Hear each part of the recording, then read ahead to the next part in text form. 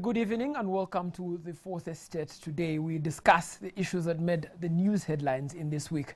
And let us start off with a short story about the Electoral Commission saying that the new SOPs demand only 70 people attend a presidential rally or even an MP's rally for this election. How will the media cover those presidential campaigns? Let's have a quick look at the story that sets us off for our discussion today.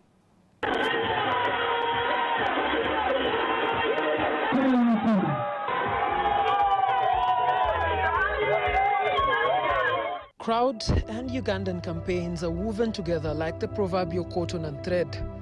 Candidates use them to portray their power and strength and send a chilling message to their opponents that the electoral defeat stares them in the face. In each election cycle, the debate after the issues have had of who had the bigger crowd has undoubtedly dominated media space. But with crowds out of the way in the coming elections, what then are journalists going to focus on to inject color and measure the strength, even speculatively, of candidates? Jingo Francis has been in the newsroom ploughing on for at least 4 of the 6 elections in the post-independent Uganda. I started practicing journalism in 2000, the year 2000, when I was still a student at the university, Makerere University, studying mass communication. And I started my practice of journalism at Radio Uganda then, which is now UBC. I have covered the presidential campaigns since 2001. That's the time when Besigye was contesting, his first time to contest with President Yoweri Museveni. There was Agra Awori and Chapaka Ruhanga as well. And I was attached to Chapaka Ruhanga as one of the presidential candidates. And I remember I was so close to the current member of parliament for Machindi, that is Ibrahim Kasozi. He was his political assistant, and I was closely working with Ibrahim Kasozi when we were covering Chapaka Ruhanga. So that was my first experience to cover a presidential candidate. When you talk about crowds in campaigns, pulling crowds in a campaign, sometimes when a candidate has too much crowd, it tends to attract, also change the opinion of the voters, to think probably that is the right candidate, even if they're not digesting the messages that is giving out. What is important is the message and what that particular candidate is going to offer. My experience in covering presidential campaigns has been that, yes, crowds work, but I don't think as journalists we should focus more on crowds. We should focus more on issues, and issues not only those are being offered by the presidential candidates, but what the people want. And that was my last experience in the last campaigns of 2016. I largely focused on issues that people want in that particular area. And that's why you realize that some of us, when we were covering campaigns, we had challenges when we started going into people's issues. If you remember the Abimu Hospital story, that arose out of what people want, the issues that people want, not that Besigye knew about what was happening in that hospital. But because we went and dug deep into what is in that hospital, brought out the issues of the hospital, we were able to bring out that issue. And as we talk now, government reacted and the hospital is in good shape. On the Fourth Estate today, we discuss covering the national election with the SOP set by the Electoral Commission. What will the issues be and how will they be articulated? Of course, thank you so much, Jingo Francis, for that very colorful intro to this program. And we have with us 2 of the finest political journalists in the country, Agatha Twaire and Eriasa Mchibi. And I say this with all modesty because your bylines already speak for you. I want us to start with, starting with you, Eriasa, the issue of crowds and campaigns is you cannot separate the two, particularly in the presidential level. In the last election, Nation Media Group ran into a problem with the presidency over the use of crowds in their footage. Are crowds really an issue in an election? Is it something that the media should pay attention to? Yeah, thank you. Thank you, Raymond. Of course, crowds are a very big issue, and if you're just talking about the last election, 2016, after what had happened in the TDA the Democratic Alliance trying to choose between the former Prime Minister Mbabazi and Kizza Besigye, the issue of what seems to have changed the game for many people are the crowds that Besigye pulled on the 3rd of November 2015 when he was nominated. So indeed, and then he would go anywhere, almost, well, in most of the country, and you'd see people spontaneously turning up. And then there was this issue of rented crowds, that there are going to be buses ferrying people from wherever to, so that people arrive. Of course, it does give a very big psychological boost to those who have them, and it is a disincentive for the supporters of those who will see people who are potentially their candidates, but now they see the crowds are not there. It does affect them very badly. Agatha, are crowds really a campaign issue? Is it something that's a big issue in an election? Yeah, I think it feels good to see yourself with a crowd.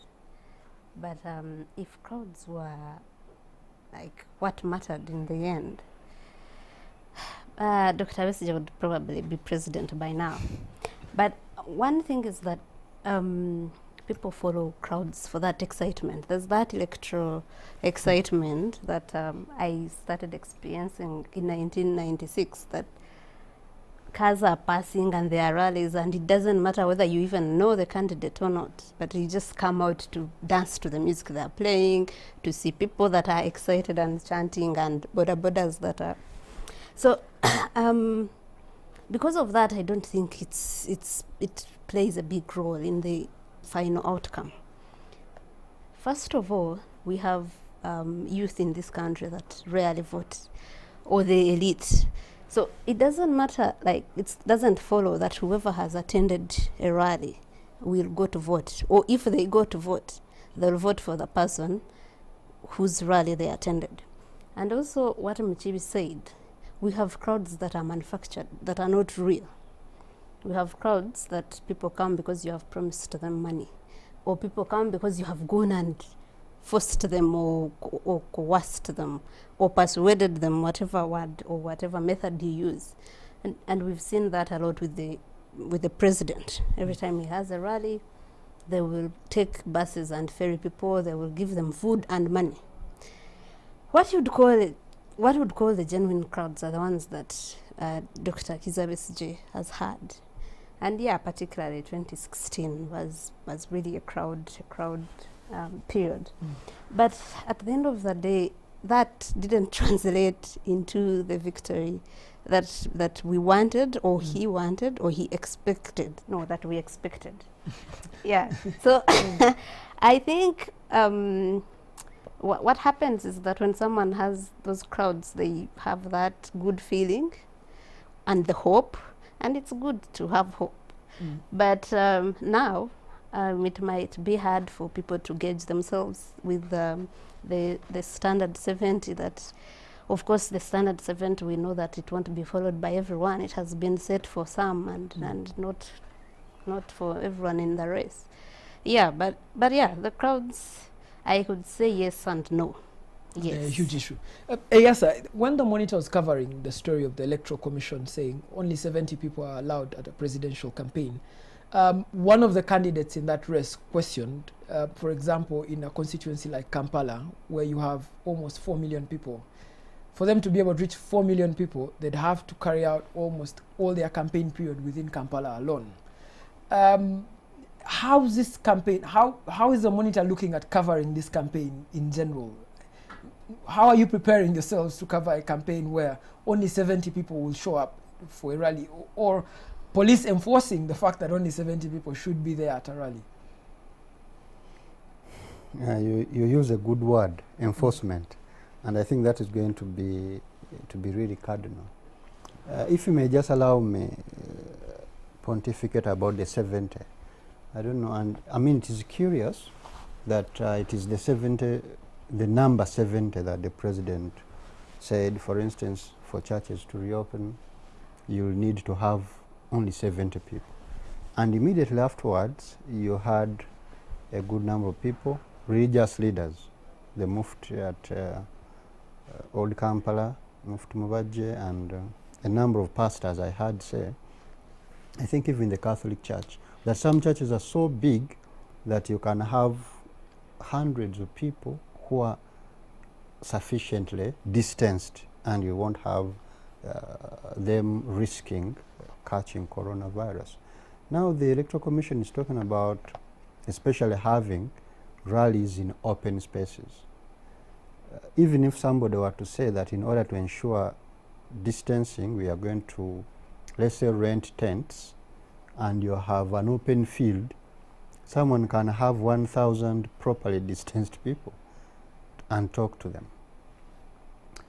And if they are talking about 70, we have already had political functions where you have had hundreds of people. Parties have had mini delegates conferences. I usually see people in Kamocha converge, and there will be a lot more than 70. Even at Chadondo Road, NRM, when FDC converged to elect their flag bearer, there were not 70. So it has, you have already had a lot more people converging for different things. When people converge at burials, at many places.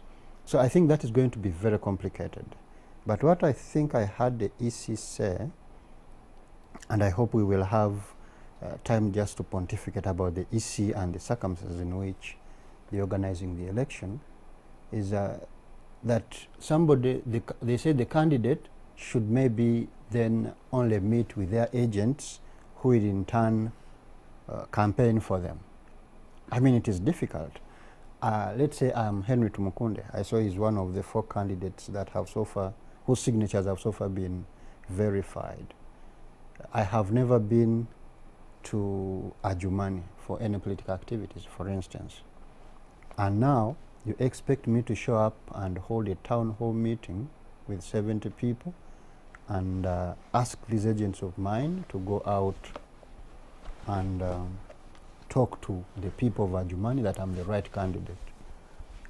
Maybe they will then see me on TV, because it will even be a problem if somebody, if he's going, let's say, to stand or sit on top of his car and drive through town. I suppose they will say that is still dangerous. So it is going to be very complicated, and I envisage that very many candidates will try to defy it. Agatha, what kind of circumstances do you think the Electoral Commission made these SOPs in? The circumstances of COVID. No, is it a completely political free decision that the Electoral Commission took to say only 70 people at a rally? You know, I have said this before, that COVID in this country has become an excuse to, because we already had a president who would do whatever it takes to suppress the opponents, to really narrow the political space for others. So now came COVID, and unfortunately it is real. It has affected not just all of us, but in this country, the measures that are put in place to prevent it, they're not done in good faith. What Mchi was saying, we have seen crowds bigger than 70. We saw the NRM primary elections. There would be a line of everyone at the back of the other. How can that not transmit COVID? But Robert Chagulanyi or Mugisha Muntu or any parliamentary candidate talking to people who could come with masks on transmit COVID. And another thing, there are stadiums in all the districts, there are fields. Why 70 would be like for a place like this, and you say it's not enough for 70? Why put a standard figure where venues are not the same size? At the end of the day, we all know that the independence of the Electoral Commission is just a word or a name they added onto it during the amendment, but that doesn't make it independent. People have, if it were, or if I would challenge the president or this government to say it is, and they tell us why people have agitated time and again in all the electoral reform proposals that let the Electoral Commission be appointed, the members be appointed by a neutral body. Of course, we have no neutral body, but at least a seemingly neutral one, like the Judicial Service Commission, and he has refused. Why would he refuse if he knows he does not interfere with their work? Everyone has spoken about the members of the commission that were fired recently, and he said it himself. They were fired by the president. So how do you expect Justice Byabakama to work without thinking that they're going to be fired? I have it on good record that before he ascended that office, he asked a friend of his whether he should accept it or not, because he knew what was what was coming. Yeah, what he was up against. When Idris Chigund was here, we all, Badri Chigund, we all looked at him and thought, it can't get any messier. Like, we thought after he leaves, like, maybe the problems, but Justice Byabakama knew that Badri Chigund was not the problem, that there was a problem, that there's someone who will want you to do things a certain way. But now that someone has a COVID excuse that is going to use and ask, and they'll have to follow. So I don't know about other Ugandans, but I don't believe it. I am sure many don't. These are all things that they do in bad faith, but have a cover now. Yeah. So she mentions about the Electoral Commission. Do you think that the Electoral Commission is a walking stick in this election? And you had earlier wanted to talk about the Electoral Commission, yes, particularly. I don't want to call it a walking stick, but I just want to say, I think the Electoral Commission operates in a very complicated context. If you have seen all the things that have gone on, I just want to start with the recently concluded NRM primary elections. They were messed up in so many ways. There were so many complaints, and it wasn't organized by the Electoral Commission of Uganda. It was the NRM Electoral Commission. When the president and chairman of the NRM realized that there were very big problems with the election, he said, in a way actually decided that in those areas where you had big problems, we are going to carry out an audit. That's why he talked about, for instance, calling people in those villages where there were problems to ascertain actually the actual numbers, whatever and stuff. And you'll hear, and you'll notice that after the 2016 election, I go back to this because Agatha said the 2016 crowds that Dr. Besigye pulled did not result in a victory. But we live in a situation where it is very difficult to ascertain who has won. And Kizza Besigye did raise this issue. He said, okay, it is not an issue of court because the court process passed me by when I was locked up at my home. Can we just do an audit? Like what President Museveni did with the NRM election, at least in certain places, to see, yes, these are the figures that were brought, but can we go back and ascertain what actually happened in the villages? And I think the talks that took place after 2016, where some people were trying to broker some mediation between the president and Kizza Besigye were about that. And Besigye was insistent, can we do an audit? Even if that audit is not going to result in the annulment of the election, because legally Yoweri Museveni is the president, as whatever, it will help future elections. You have an electoral commission, and I have talked to a few people in that commission for a number of years. The number of years I've been a journalist. Each district will have a returning officer who has an office, runs an office and an operation of their own. And many of them will tell you that at the Electoral Commission it rains once every 5 years. They virtually don't have activities, and therefore money is not flowing until the general election comes. And you have had so many complaints. You'll have had them.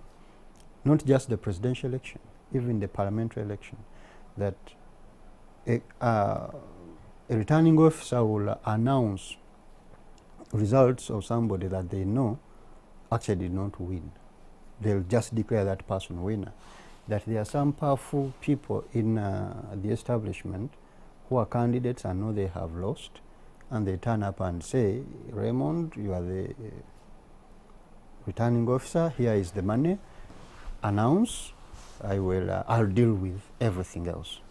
And what then happens, it goes to court.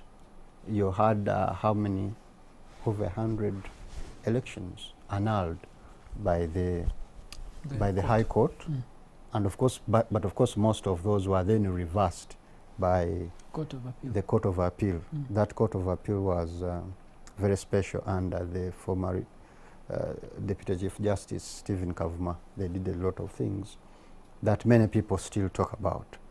So the issue is there are so many things and so many layers within the Electoral Commission. So many things do go wrong, and unfortunately, we have had this period from 2016 when even if I may just mention about the retired Chief Justice, Bart Katurebe, he had also been part of the team, the quorum 2006, when Kizza Besigye went to court challenging the election. 2016 he was still there. But he kept saying one thing, that you see it would be foolhardy of the justices of the Supreme Court to annul an election under our circumstances. And we need to carry out a number of reforms so that even if the election were to be annulled, it would make sense. But then you'd just go back and do the same, or do it worse, and then you annul, and then what? And a number of those proposals, reform proposals, he used to make in the media and public functions, were in 2016 put down in black and white by the Supreme Court as recommendations for the government to ensure that they are carried out within the first year of its term. 2 years. It was 2 years? Yeah, within 2 years from the date of the So it did not, it didn't happen. We saw the reforms that took place, the electoral reforms, the chief among them, the change in the age of, removing limits for presidential candidates, which was never there, but was very important for the political establishment. But I think the former Chief Justice will be happy that he will not be around. Even if when the next election. Even if people go back to the court, he will not be there.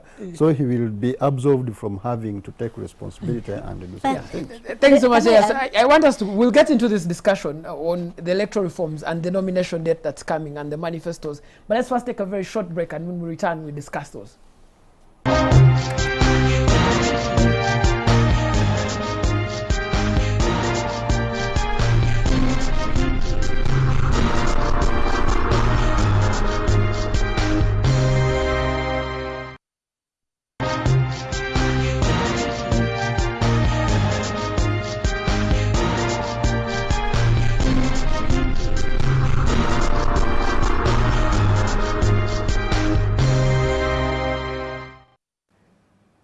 Thank you so much for staying with the Fourth Estate. Agatha was burning to respond to Eliasa before we took the break. So I think we'll start off from there and then we get into the nominations. So Eliasa spoke about the retired Chief Justice, Bart Katurebe, and what he said about annulling an election. I happened to be at a function where he said that exactly, that annulling, that while people wanted him lynched for not annulling that election, that annulling an election is not in itself a solution, because you annul it and then you have only 45 days to conduct a fresh election. And there's a person I was standing with who said, was that his problem? His job was to annul an election. At least we'll have, Ugandans would know that this election went wrong and the court annulled it. What happens after was not like really a job or mandate of the Supreme Court. But that aside, I cannot absolve him even now. Muchibi was saying that if next election he's not there, he will feel exonerated. Because what Muchibi didn't add is that after the government refused to implement the orders of the Supreme Court. Two professors and some other person went back to that court. But Katurebe was still sitting at the helm of that court. They wanted the court to hold the Attorney General in contempt for not implementing those. The same court said, no, he's not in contempt. And this is the court that the professors had gone to protect. So they said, not in contempt. We have seen the private members' bill of Majozi, that it brought some of the things we are talking about. But for God's sake, some of the things they were talking about were state media. How is it used? Why apportion it to one candidate at the disadvantage of others? Another candidate. What we are seeing now is worse. It's not just state media. You have Chagulanyi or any other person go to a private radio and be hounded out. Or even the owners themselves say, we have been told if we host you. So the problem is worse than it was before. And that was among the 6 or 7 recommendations. You talk about presidential donations or donations that happen during elections. The budget that was passed the other day, the supplementary budget, speaks for itself. You have a state house that already took 400 billion shillings 3 months ago, now taking another 400. You have another item, presidential initiative on yoga, something like that. And this is a president that is also a candidate. So the Supreme Court that passes those election year in, election year out, and still says, but the election is okay. I cannot, even if you are saying that other areas are still lacking and wouldn't still, but you as the Supreme Court, as the highest court in this country, you have not done your job to protect this country. At the end of the day, when we go back to the Electoral Commission, I think it was the last opinion poll that talked about people that have confidence in it being about 23% of all the Ugandans. You have an election that lacks even an ounce of legitimacy. An election that has been challenged more times, more than half the times it has been held. Conducted. And then you have an election that in all those times the Supreme Court has not said it is okay, but has said, okay, it is not okay, but we can go with it because whatever substantiality clause, whatever that is. I know what it is, but it has become an excuse for cowards or whoever that wants not to step on the feet of the powers that be. So the court has also done us a disservice in these things, and yeah, those reforms that they started talking about in 2001, if they had got away of holding those people to at least implement them, or if they had supported the person that was concerned that this court is being disregarded time and again, maybe we would exonerate it and say the rest, it's not the judiciary's problem or the Supreme Court's problem. But for now, I won't. Yes, Agatha mentioned something very important on the electoral reforms that had been suggested, and one of those being donations and even use of state media. Just in 3 days in a row now, the president has donated cows to the Anglican church leaders. He's donated bicycles to people, and state media again have covered him extensively. UBC has given him acreage of space. New Vision has done the same. Daily Monitor has actually also done the same NTV. In terms of giving him acreage. As NTV also, we have done giving him acreage on this. Is it fair that we get into another election without these electoral reforms? But is it even fair that the opposition presents themselves for this election, knowing very well that it's a slaughterhouse? You're putting very difficult questions to me. But is it fair that the opposition go into the election? That is interesting for me. And there is already one player who says, this election, I am not going to participate the way it is. The debate about boycotting the election or forcing reforms before elections, I think reached its head around in the run-up to the 2011 election. and there was a big fallout in what was supposed to be the IPC, inter-party cooperation, when eventually Dr. Besigye, who had said no reforms, no elections, just like his counterpart Otunu and others, when he eventually turned around and he said, I think after realizing that the orientation, because then pressure had been brought to bear onto our government, I don't know what would have happened, and even the US Congress had ordered the then Secretary of State Hillary Clinton to monitor the situation in Uganda and periodically report to them. And many people believe that that collapsed after the Al-Shabaab attack on Kampala in July 2010. So the Americans changed, and the Ugandan government was very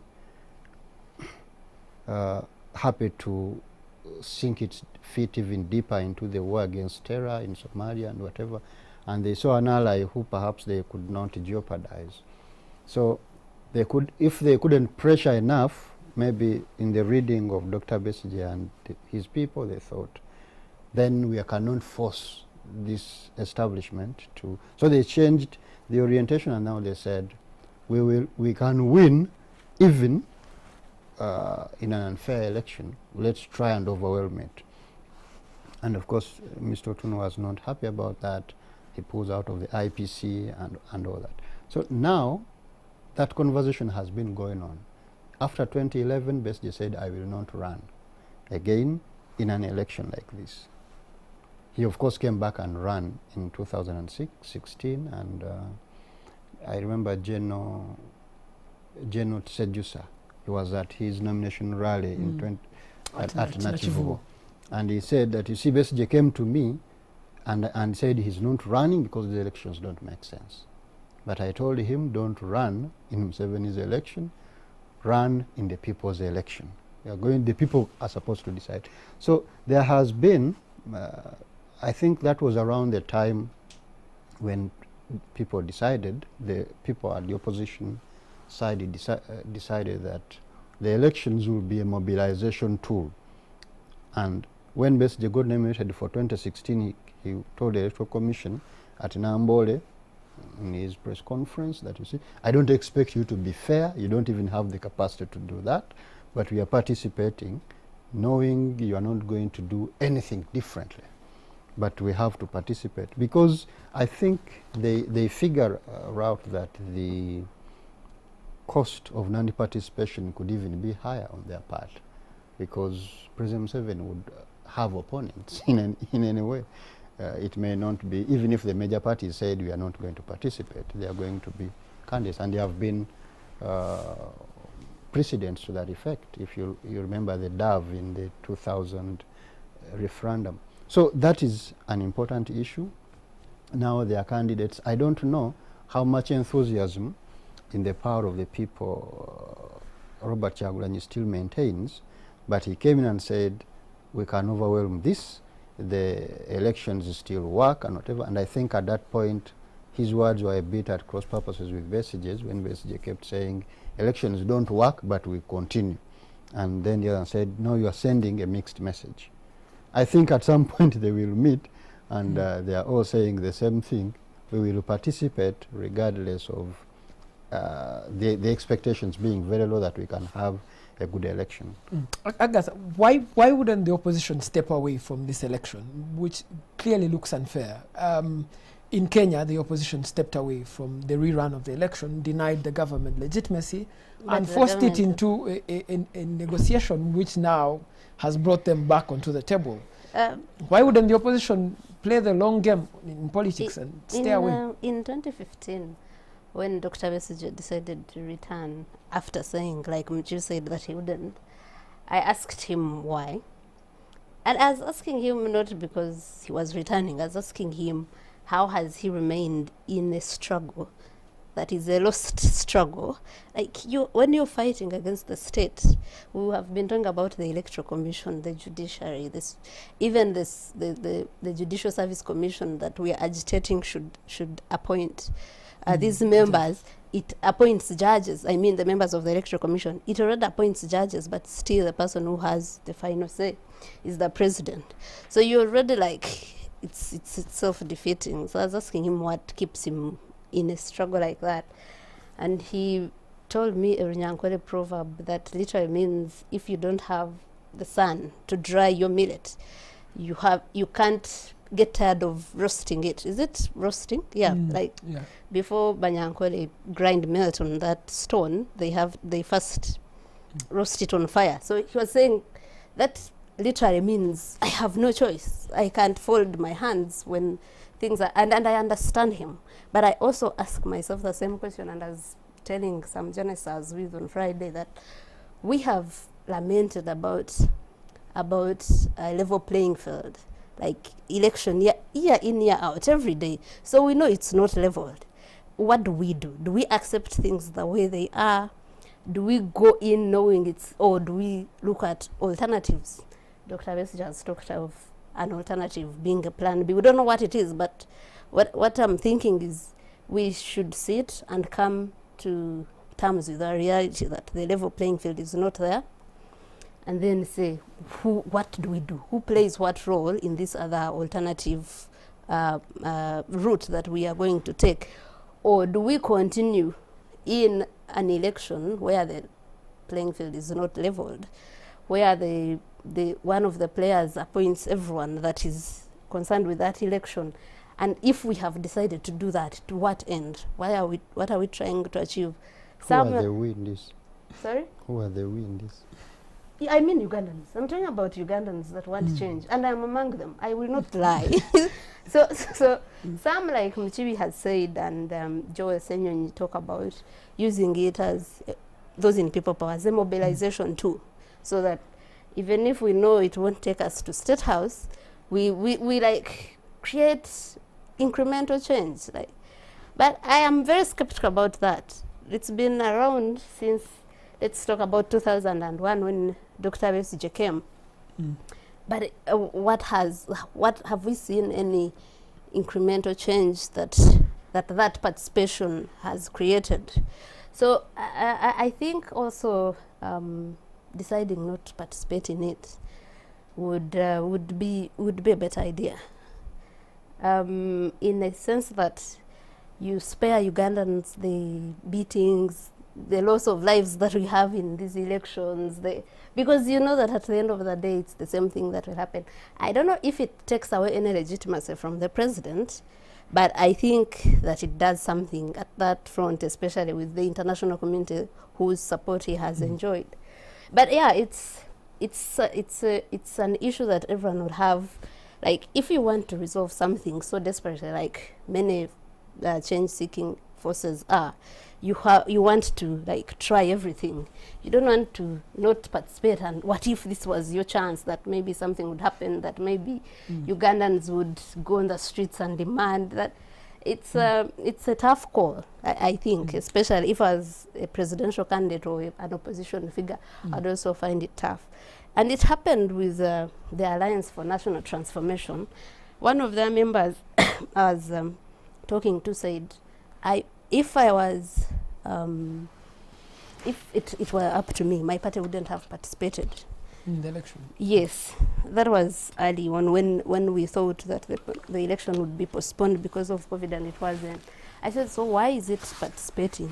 Said majority members of the party think that you can't just give the presidents again on a silver platter. You try and in the process talk to Ugandans, expose this further.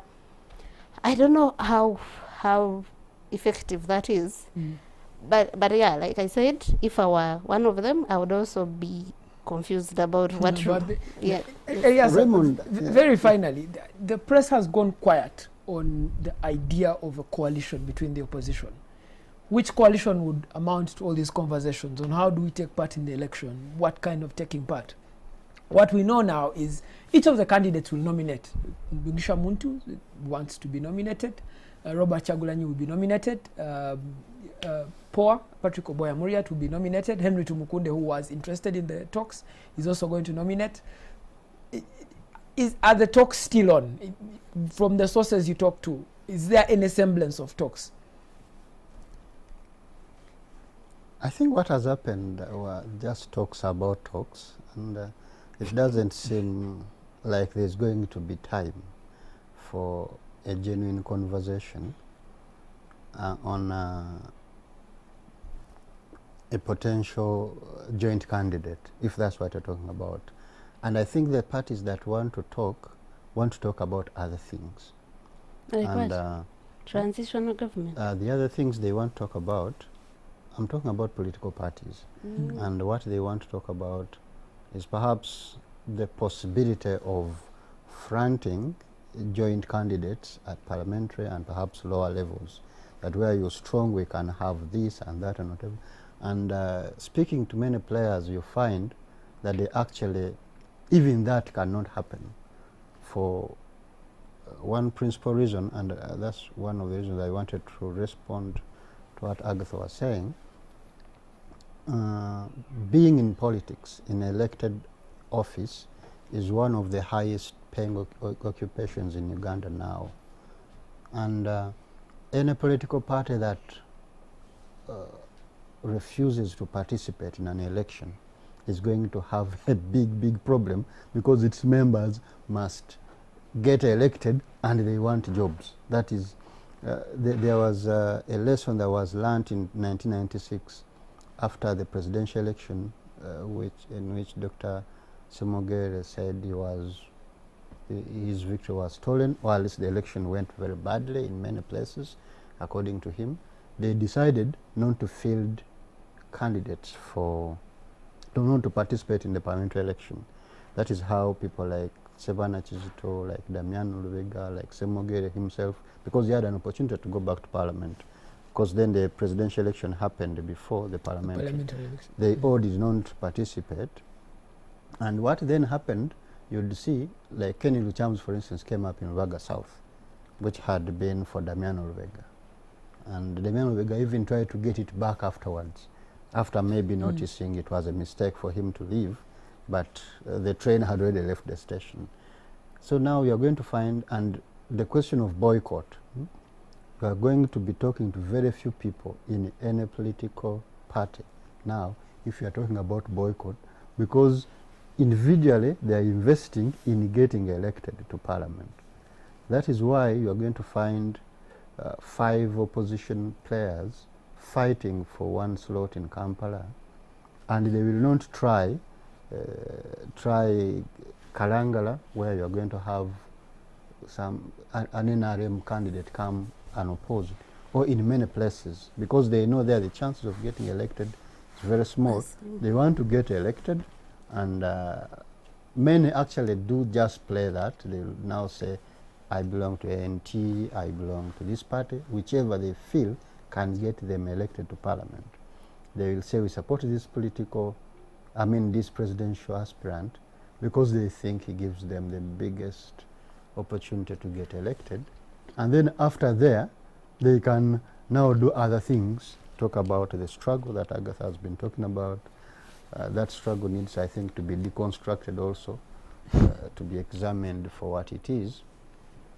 And then another 5 years will elapse, and another new alliances will form. And so I think that has been one of the things that have cropped out of Museveni's longevity in power. He's there, and what Norbert Mao calls traffic jam at the top. What it has caused is there are many people who have learned how to survive within the system. And if you are to be in Kampala or in Wachiso, in parts of Mukono, you have to be opposition to do that. I don't know whether all of them will have the same commitment to say this is what we want to do. But our problem is with the presidential election. Is there a possibility that the presidential candidates can boycott and their parliamentary candidates continue participate? Boycotting, because then what are you doing? Kizza Besigye, for instance, I don't know. He says he will not run, and he has a plan B. But I don't see how he is going to keep out of this process that is coming. He doesn't want to call it an election, but inevitably, and his party president has already said that is a property of the party and he is duty bound to campaign for its candidates. And for his plan B, because what he calls plan B, he has actually explained it, that he just wants to try to get Ugandans to rise up and cause change. By doing what? The only way he can do that is by trying to mobilize, and therefore he's going, I foresee a situation where he's going to be with the candidates all over the country, not on the ballot, but still virtually engaged in the same process. When the process stops, everything will stop. If there is no campaign, there is no mobilization. Agatha, very finally, what does this election portend? What kind of election will it look like? We know that candidates will nominate next week, and we will have started the journey. There is no turning back from nomination date until a president is declared and then swearing in. What kind of election do you foresee us having? It might be less violent than the previous ones because of the COVID thing, and not the crowds will stay away if they do. But in terms of the legitimacy that we've been talking about, it will be worse than the previous ones that we've seen. And when I was talking about legitimacy, I think I forgot to say that almost 50% of the voters stay away every election year. So I think they will even stay away more now, because they will not have interacted with the voters. They will know that really this one is, and most times I know that those that stay away are not for the president, are those that think the winner is already determined anyway. So it's worse now that he's the only one who will campaign. He's already moving around the country. He's the only one who will be aired on every TV station, and that has been happening since March, because he has to give addresses about COVID, and no one else sells themselves like that. In terms of people that are participating, I think it's worse. It's a tall order now, worse than it has been before. But at the end of the day, it won't give us any surprises. We were not expecting miracles anyway. Yeah. Eliasa, what kind of election do you foresee us having? Yeah, a lot touched on there.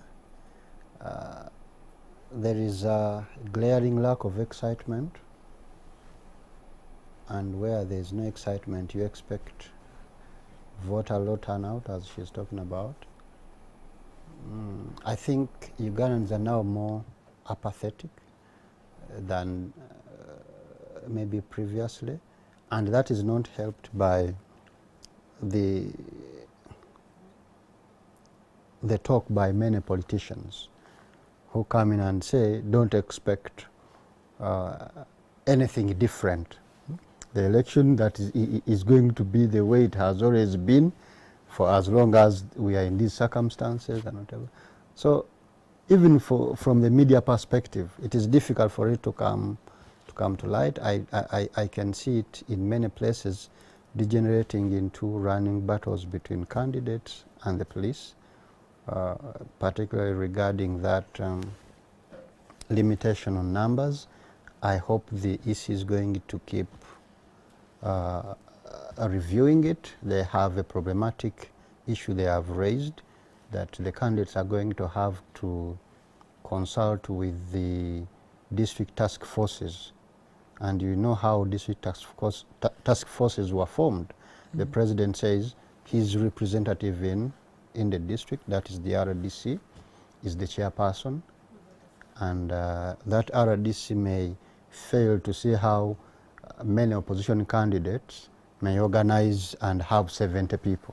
In many places you may find that the opposition candidates will fail to have even those meetings with the 70, because they'll say this SOP, this one. I think that may either have to be relaxed, or you're going to see people trying to do it, as they say, by defiance, and do this, and then there'll be running battles, and that's All right. what I mean. Yes. Raymond, that we also have a problem of time. If the presidential elections are set for the same day as parliamentary elections, as has been the practice, and also as provided by the Constitution, you would have presidential candidates not having even up to 2 months of campaign. We have 46 districts, and I am wondering how a presidential candidate, with all these limitations of people to meet, how they will accomplish that in just about 50 days or less even. We wait to see if the Electoral Commission will decide that it puts it at a different date, which is another problem, because you're not going to expect Ugandans to go into the lines that many times, and especially that in their minds they go once and vote their presidential candidate and parliamentary candidate. And when she was talking, I thought I would be wrong by saying it might be less violent. It actually might be worse, because like we said, the 70 won't be for everyone. You'll have NRM going untouched with more than 70, and we have seen this happen so many times. So you will have opposition candidates thinking that we also deserve this, or who will even be denied the 70. Among the people to inspect and allow you is a police officer and a returning officer. We know the problems of the police with the opposition politicians in this country. So I think, like I've said, it's definitely going to be a worse election than the elections we've had for the last 15 years. There's very little excitement coming from the political reporters on what kind of election we'll have. But of course, we look forward to the stories that will be told in the coming week, particularly on the nomination dates and also an election date for the presidential election. Thank you so much for tuning into the Fourth Estate. Do join us again next Sunday, same time.